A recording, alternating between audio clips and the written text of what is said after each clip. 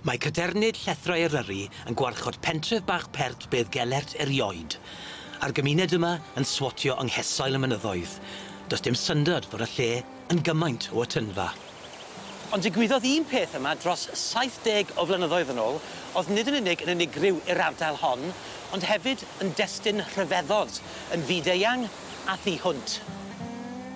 Yn oriau man y bore ar fedi'r unfed yr hugen 1949, glaniodd Carreg Fellt, neu Meteorite, yng nghanol y pentref. Digwyddiad prin ac annisgwyl iawn. Mae'r cerrig yma yn tarddu o'r belt asteroid rhwng planedau Mawrth ac Iau. Nawr ac yn y man, maen nhw'n cael eu tynnu allan o'r belt drwy dynfa disgyrchiant. Ac wrth i'r garreg deithio drwy'r gofod, mae hi'n cynnesu ac yn goleuo, gan greu seren wyb.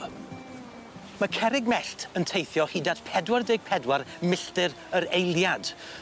Wrth ddod o'r gofod i fewn i atmosffer y ddaear, mae nifer ohonyn nhw yn llosgi i ddim, ond mae ambell un yn glanio ar y ddaear. Wrth gwrs, yn aml iawn, does neb yn ei darganfod nhw. Mae rhan fwy ohonyn nhw'n cwmpo yn y môr neu rhannau pillennig o'r byd.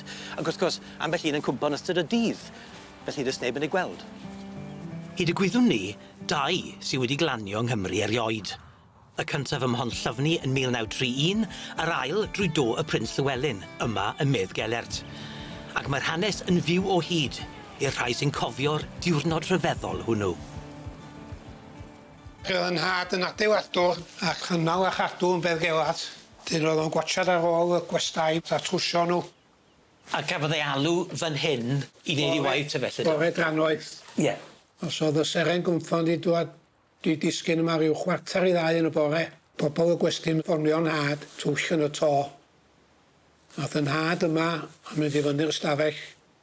Ac a hyd i hon y llawr o gynno fo un syniad be oedd hi. Fe oedd i gweld ffasiwn beth, a mae hwnna darn o oedd o. Ond seren wyb oedd hi, ydi landio yn Beddgelert o bob man. Copi yw hwn, a mae'n pwyso tipyn yn dywe? Mae'n pwyso tua 2 bwys. Os dim rhyfedd bod wedi gwneud gymaint o ddifrod, dyn ni wedi bod yn lwcus iawn i gael y replica yma o'r arddangosfa esblygiad Cymru yn amgueddfa genedlaethol Cymru, ond dyn ni wedi bod yn lwcus iawn i gael darn bach go iawn o'r Carreg Fellt. A mae yma'n Beddgelert yn ôl, mae'n nhad wedi gadael ni ers talwm. A hwn ydy'n nhad yma'n hyn. Bore Dramâu oedd ei ddylo fod i chwyddo. Dim oedd hwnna geiger count yma i checio os oedd o radioactive ar y droi allan ag oedd o ddim. Mae yna darn o bapur newydd o'r Daily Mirror. Mae o bapur newydd, ia. Ie, mae'n gweud, bit of a lost world makes village thinks it's had an atom bomb.